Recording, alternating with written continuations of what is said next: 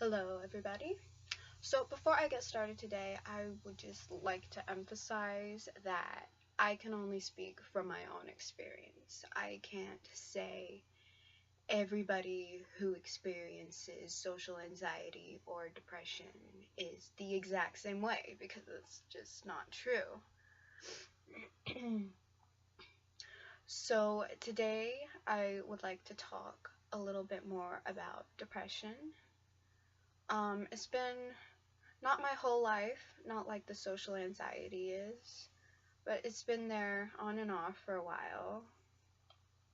And where it really comes from is from social anxiety. What social anxiety does is it strips all my confidence and my self-esteem away. And I don't have anything left with all the worrying going on in my head. I feel useless, incompetent, stupid. I mean, so dealing with all of that from your own head, it it gets to you after a while. And then the depression started. I just I thought that I was this awful person who couldn't do anything, wasn't capable of doing anything right. And my sophomore year of high school was when I really started to just crash into a deep depression.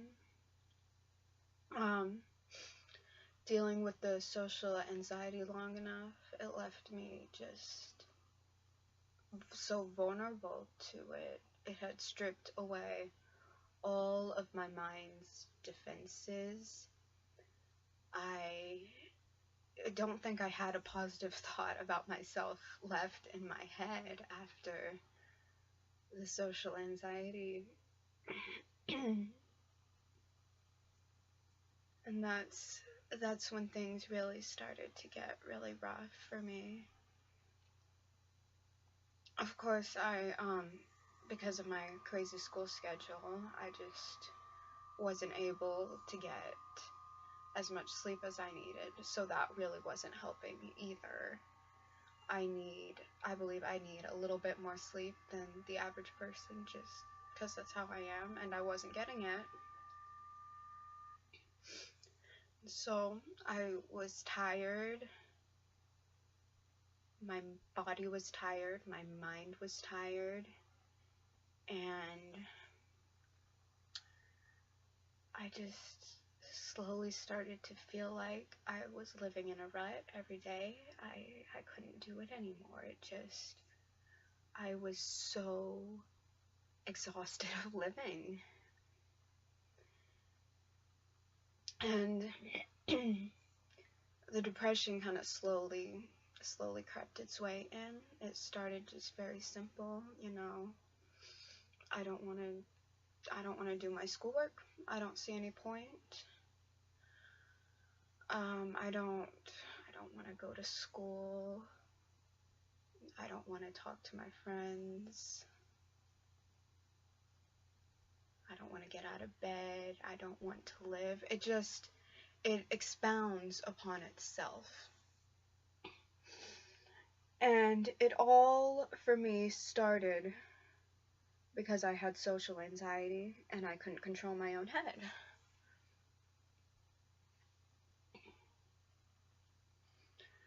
So the thoughts of social anxiety that really helped to form the depression were just you're not good enough, they don't like you, and it's just the same thing over and over again from my head, and it just really dragged me down. And it just goes to show, if you can get help, the earlier the better, because things without help, they just get worse and worse and then one mental illness turns into another, and things can very quickly spiral out of your control.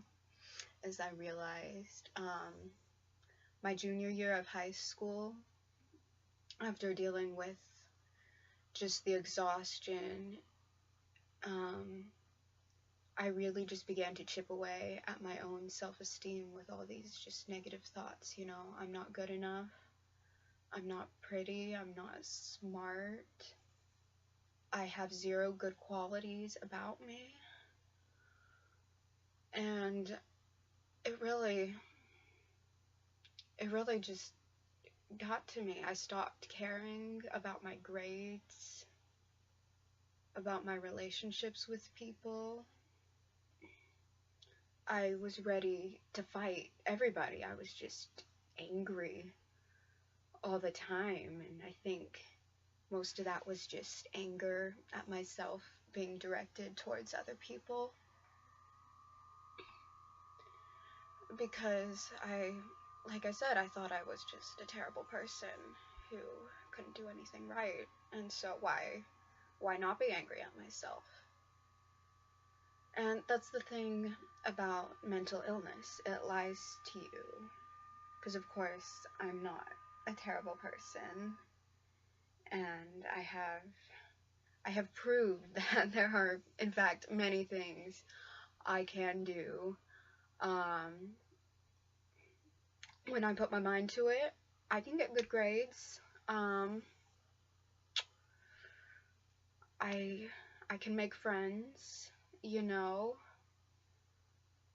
People seem to like me when I don't spend all my time in my social anxiety brain, believing that they don't.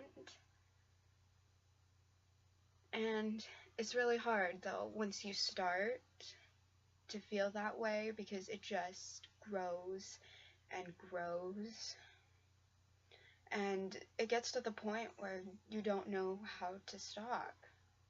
How can you possibly like yourself after everything you've put yourself through? It's self-abuse, really. And so what I've had to come to accept is that I am wrong. My depression, my social anxiety is wrong about me. It is not who I am. It is an illness, and trying to strip it away from my brain is like trying to clear this sticky gunk out. And it's hard. I have for so long just felt like depression is what I deserve.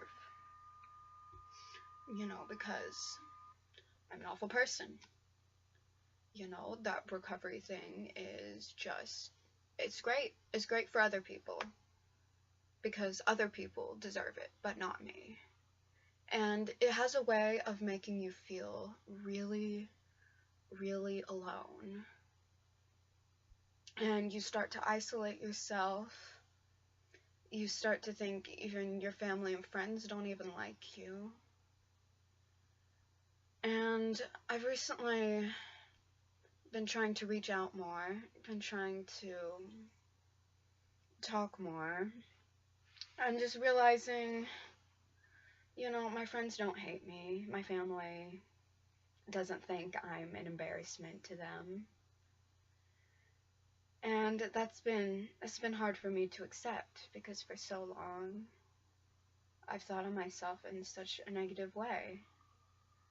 But the reality is, it's worth it to fight to leave my depression behind me. And I accept that I may never fully be able to do it. It may always be there in the back of my mind, but with hard work, I've been chipping away at it. It used to be like carrying around a giant boulder, and it just dragged me down and crushed me at every opportunity it could. And now it's more like a rock that I can hold in my hand. Sometimes I can feel it, but it's so much easier to manage. And even if sometimes it gets heavy, I know that I have a support system. I don't have to bear this rock alone. I just have to say the words, and there are people there who will come, who will help me hold this rock. And that's I think the worst part about mental illness, is it just makes you feel alone. You start to feel like you're the only one in the world who feels this way. And the reality is you're not. So many people out there suffer from many, many different mental illnesses. And recovery is very, very possible.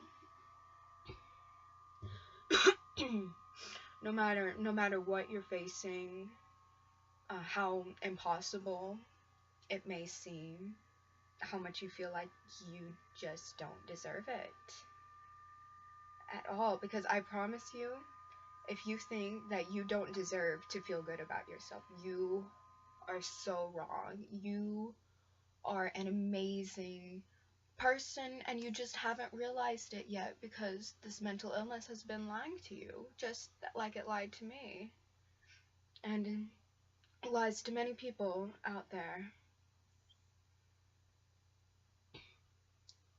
And part of it is, when I hear those negative thoughts in my head, I just have to remind myself, all right, Morgan, we're not going to think about ourselves that way. We're a very nice person.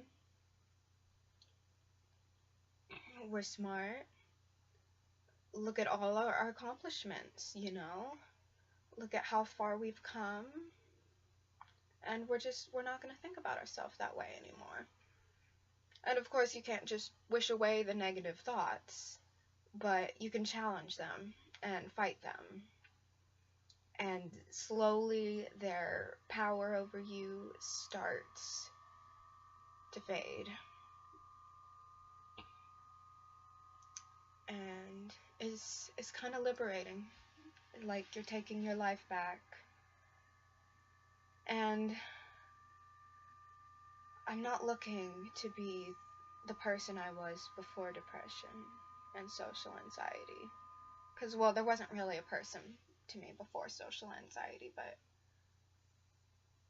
I'm discovering a whole new person within me. Someone much stronger than I ever thought I was. And I promise you that there is a very strong, beautiful person within each one of you. And I hope someday you find them.